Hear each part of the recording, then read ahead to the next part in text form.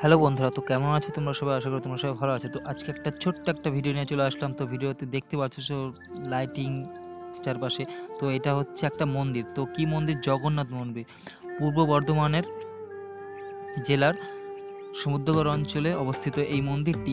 তো তোমরা যারা কাছে এসে দেখবে তো অতি অবশ্যই চলে আসবে। ঠিকানাটা তো বলে দিলাম তোমাদেরকে।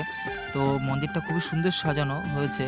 তো আমি সঠিক জানতাম না। তো আমি আজকে একটা দরকারে এসেছিলাম, হট করে দেখি মন্দিরটা। তো কাছে গেলাম, দেখলাম মন্দিরটা খুবই সুন্দর সাজানো। তো এই ভিডিওটাতে তো স্পষ্ট চারপাশে দেখাতে পারছি না। মানে মন্দিরের সামনে খুবই সুন্দরভাবে গার্ডেন করে ফুল গাছ দিয়ে সাজানো আছে। তো অন্য ভিডিওতে আমি তোমাদেরকে দিনে একটা ভিডিও করব।